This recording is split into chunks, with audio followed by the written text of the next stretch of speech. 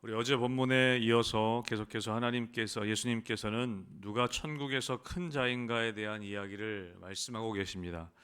제자들은 예수님께서 십자가에서 죽으시고 부활하실 것에 대해서 말씀하시는 그 가운데에도 우리 어제 본문에 보면 길거리에서 누가 크냐라는 문제를 가지고 서로 다투고 또 서로 그것 가지고 논쟁을 벌였던 것을 우리가 보았습니다. 예수님께서는 답답하신 마음을 가지고 누가 천국에서 큰 자인지 우리 어제 본문에서 계속 말씀하시고 오늘도 이어서 천국에서 큰 자가 누구인지 또 하나님께서 어떤 마음을 가지고 계신지 제자들에게 오늘 가르쳐 주고 계십니다.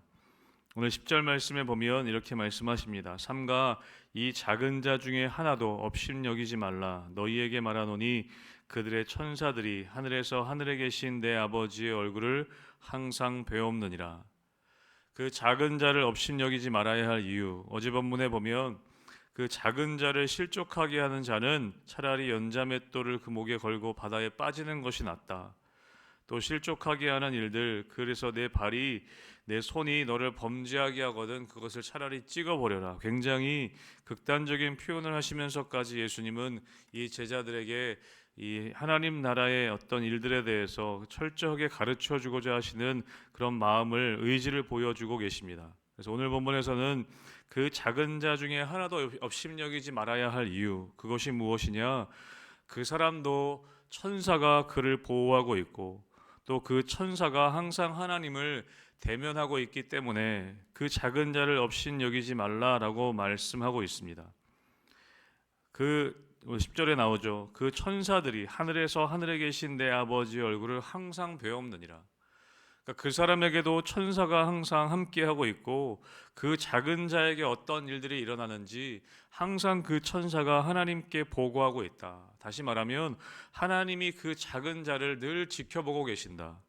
우리가 그 작은 자를 어떻게 대하는가, 그것이 바로 하나님을 어떻게 대하는 것과 같은 의미다라고 말씀하고 있다는 것이죠. 여러분, 우리는 때로는 내가 보기에 큰 사람은 잘 대해주면서도 내가 보기에 작은 사람들은 업신여기는 그런 교만함들이 우리 가운데 있다는 것을 말씀하고 있습니다. 여러분, 우리가 신앙생활하는 가운데 내가 신앙이 있다고 하는 것, 나의 신앙이 성숙했다고 하는 것에 정말 좋은 증거는 무엇이냐면 그 사람이 겸손한가입니다. 여러분, 그리고 그 겸손함이란 다른 사람들을 어떻게 대하는가, 우리가 매일 만나는 그 사람들을 어떻게 대하는가를 통해서 우리의 겸손함이, 우리의 그 신앙의 증거가 나타난다는 것이죠. 여러분, 에덴 동산에서 시작된 타락의 근원은 무엇이냐? 바로 교만함입니다. 여러분, 우리의 죄의 근원은 무엇이냐면 바로 교만함입니다. 나도 하나님처럼 될 수 있다, 나도 하나님처럼 되고 싶다라는 그런 교만함인 것이죠. 내가 하나님처럼 되고 싶다 할 때 그 하나님은 진짜 우리 하나님의 모습이 아닌 그냥 높아지고 싶다는 마음인 것입니다. 여러분, 내가 높아지고 다른 사람들을 업신여기는 여러분, 우리의 교만함은 바로 죄의 근원이 된다는 것이죠. 오늘 예수님께서는 계속해서 말씀하십니다. 천국에서는 큰 자가 누구냐? 그 작은 자를 높일 수 있는, 그 작은 자를 귀하게 여기는 사람이 큰 자임에 대해서 계속해서 말씀하고 계십니다. 여러분, 그러면서 12절에서 14절에 보면 잃어버린 양에 대한 이야기를 비유를 통해 예수님 말씀하십니다. 이 12절에 이렇게 말씀하십니다. 너희 생각에는 어떠하냐? 만일 어떤 사람이 양 100마리가 있는데 그 중에 하나가 길을 잃었으면 그 99마리를 산에 두고 가서 길 잃은 양을 찾지 않겠느냐? 여러분, 이 비유는 우리가 잘 아는 누가복음 15장에도 비슷하게 나와 있는 것을 우리는 보게 됩니다. 여러분, 누가복음에는 잃어버린 한 드라크마를 찾는 비유, 또 잃어버린 한 마리 양을 찾는 비유, 또 잃어버린 탕자, 둘째 아들을 집 나갔던 탕자가 돌아오는 비유에 대해서 세 가지 비유를 누가복음에서는 말씀하고 있습니다. 그런데 거기서 포커스를 맞추고 있는 것은 무엇이냐면 누가복음 15장에서는 잃어버린 자를 찾은 자에 대한 기쁨, 그 잃어버린 동전을 찾은 사람이 얼마나 기쁘겠냐, 또 잃어버린 그 양을 찾은 사람이 얼마나 기쁘겠냐, 또 잃어버린 탕자를 찾은 사람이 얼마나 기쁘겠냐, 거기에 포커스가 맞춰져 있다면 여러분, 오늘 마태복음에서는 그 한 마리를 잃지 않으려는, 그 한 사람을 잃어버리지 않으려는 아버지의 마음에 초점을 두고 있는 것을 보게 됩니다. 13절에 보면 진실로 너에게 이르노니 만일 찾으면 길을 잃지 아니한 99마리보다 이것을 더 기뻐하리라. 물론 그 기뻐하는 마음이 표현되어 있지만 14절에는 이렇게 말씀합니다. 여러분, 우리 14절의 말씀 같이 읽겠습니다. 시작. 이와 같이 이 작은 자 중에 하나라도 잃는 것은 하늘에 계신 너희 아버지의 뜻이 아니니라. 아멘. 작은 자 하나를 잃는 것, 그것은 하나님께서 기뻐하는 것이 아니다, 하나님의 뜻이 아니다라고 말씀하고 있습니다. 여러분, 오늘 마태복음에서는 하나라도, 한 사람이라도 잃지 않으려고 하는 하나님의 마음이 기록되어 있다는 것이죠. 여러분, 계속해서 예수님은 말씀하시는 것입니다. 작은 자를 귀하게 여겨라. 작은 자를 업신여기지 말아라. 이 작은 자 중에 하나라도 잃어버리는 것은 아버지의 뜻이 아니니라 라고 말씀하고 있다는 것이죠. 여러분, 교회 안에 여러분 누가 크고 누가 작은 자가 어디 있겠습니까? 여러분, 그러나 우리 안에서 어린 아이들과 같은 연약한 사람들, 물론 실제적으로 어린 아이도 포함될 수 있겠죠. 또 그러나 어린아이와 같은 연약한 분들, 특별히 새로 오신 분들일 수 있을 것입니다. 우리 새 가족들, 여러분, 그렇게 우리 그 작은 자를 실족하지 않게 하고 그 작은 자의 마음을 아프지 않게 하고, 여러분, 그런 일을 통해 그 작은 자를 잃어버리지 않는 것, 그것이 하나님의 뜻이라고 오늘 말씀하고 있다는 것입니다. 여러분, 오늘 사랑하는 성도 여러분, 우리 교회가 그 작은 자를 귀하게 여길 수 있는 교회가 되기를 주님의 이름으로 축복합니다. 우리가 집안에서 우리가 어린아이가 태어나면 그 어린아이의 모든 초점을 맞추는 것처럼, 그래서 우리가 집에서 아이가 태어났을 때, 우리 집에서도 어렸을 때 그랬었거든요. 그래서 아이가 부딪히지 않도록, 곳곳에 부딪히지 않도록 그 안전바를 설치하고, 그 아이가 넘어지지 않도록 또 바닥도 다시 조심하게 깔고, 그 아이가 먹을 수 있는 음식을 만들고, 모든 것이 그 어린 아이에 초점 맞춰져 있는 것을 우리는 보게 됩니다. 여러분, 교회의 모습이 그래야 한다는 것이죠. 여러분, 때론 우리 교회가 교회에 오래 다닌 분들에게 초점이 맞춰져 있는 것을 보게 됩니다. 교회가 어찌 보면 목회자에게 많이 초점이 맞춰져 있는 것을 보게 됩니다. 여러분, 그러나 교회는 지극히 작은 자에게 초점을 맞춰야 한다는 것입니다. 그 어린 영혼을 잃지 않는 것, 그것이 바로 하나님의 뜻이다라는 말씀인 것이죠. 여러분, 그래서 교회 안에서 다툼이 없어야 하는 이유가 무엇이냐면, 여러분, 교회가 다투게 되면 우리 다음 세대들이 떠나게 됩니다. 여러분, 교회 안에 다툼이 있으면 우리 어린 영혼들이 떠나게 됩니다. 여러분, 그것이 하나님의 뜻이 아니라는 것이죠. 오늘 예수님께서는 계속해서 제자들에게 그 작은 자 중에 하나라도 잃지 않는 것, 그것이 하나님의 뜻이다.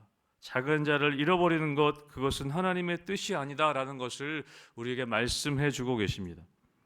여러분, 그런데 15절부터는 또 어떤 이야기가 기록되어져 있는가? 여러분, 15절부터 안에서는 교회 안에서의 치리에 대한 이야기를 말씀하고 있습니다. 내 형제가 죄를 범하거든, 이 죄에 대한 문제이죠. 여러분, 교회 안에서의 이 치리에 대한 문제를 예수님께서는 4단계로 말씀하고 있습니다. 어떻게 말씀하시냐면, 내 형제가 죄를 범하거든 가서 너와 그 사람과만 상대하여 권고하라. 만일 들으면 내가 내 형제를 얻은 것이요. 여러분, 어떤 형제가 죄를 범하거든, 잘못하거든, 우선 그 사람과만 가서 이야기하라는 것입니다. 그 사람과 이야기하기 이전에 다 가서 사람들에게 막 이야기하기보다는 우선 그 사람과 가서 이야기해라. 부당한 대우를 받았던지, 그 사람이 어떤 죄를 범한 일이 드러나면 그 사람과 가서 먼저 이야기하라고 권면하고 있습니다. 그래서 만약에 태도를 고치게 되면 15절에 말씀하죠. 너는 내 형제를 얻은 것이다. 우리는 거꾸로 할 때가 있습니다. 어떤 사람이 죄가 드러났을 때 그 사람에게 가는 것이 아니라 다른 사람들에게 다 가서 이야기하는 것이죠. 모든 사람들이 알도록 가서 이야기할 때가 있습니다. 그런데 예수님이 그러지 말라고 말씀하시는 것입니다. 죄가 드러나거든 그 사람에게 먼저 가서 그 사람과만 상대하여서 권고해라. 그런데도 듣지 않으면, 그 태도를 고치지 않으면 어떻게 합니까? 16절에 말씀합니다. 만일 듣지 않거든 한두 사람을 데리고 가서 두세 증인의 입으로 말마다 확증하게 해라. 그럼 당시 법정에서는 두세 증인이 있을 때 그것이 증거로 받아들여졌습니다. 두세 사람을 데리고 가서 다시 한번 이야기해라. 다시 한번 권고해라. 또 이야기하죠. 그래도 만일 듣지 않는다면 17절에 뭐라고 말씀합니까? 그들의 말도 듣지 않거든 교회에 말하고, 교회 온 회중에게 말하고, 또 교회의 말도 듣지 않거든 이방인과 세리와 같이 여겨라. 그렇게 말씀하고 있다는 것입니다. 여러분, 형제가 어떤 죄를 범했을 때 여러분 교회 안에 치리가 필요한 것을 여기선 이야기하고 있습니다.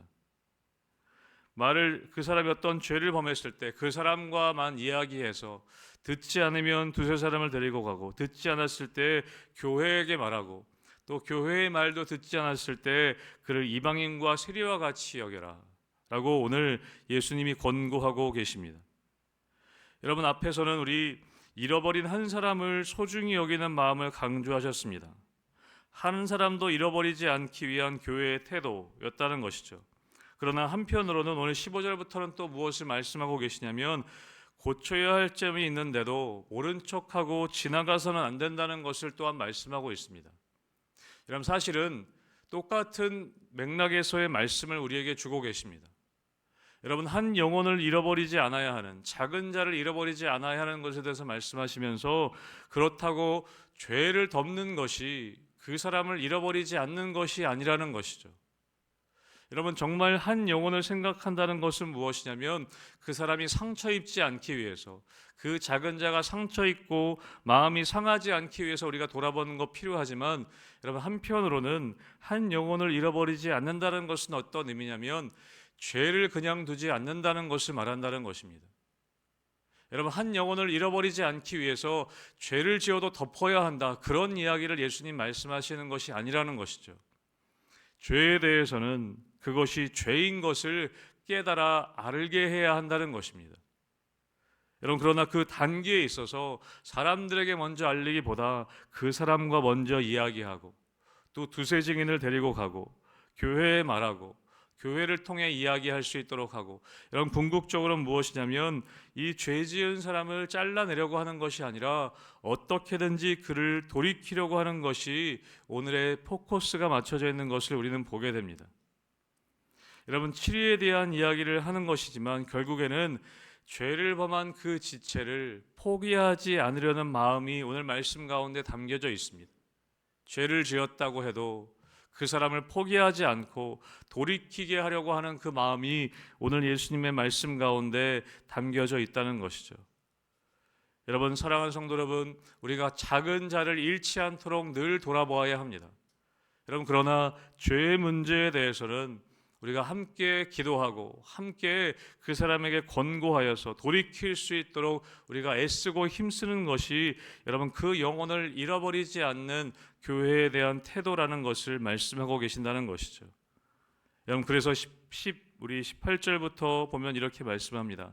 진실로 너희에게 이르노니 무엇이든지 너희가 땅에서 매면 하늘에서도 매일 것이요 무엇이든지 땅에서 풀면 하늘에서도 풀리리라. 그러면서 19절에 보면 진실로 다시 너희에게 이르노니 너희 중에 두 사람이 땅에서 합심하여 무엇이든지 구하면 하늘에 계신 내 아버지께서 그들을 위하여 이루게 하시리라. 여러분, 우리가 이 본문은 기도에 대한 이야기할 때 참 많이 사용하는 본문입니다.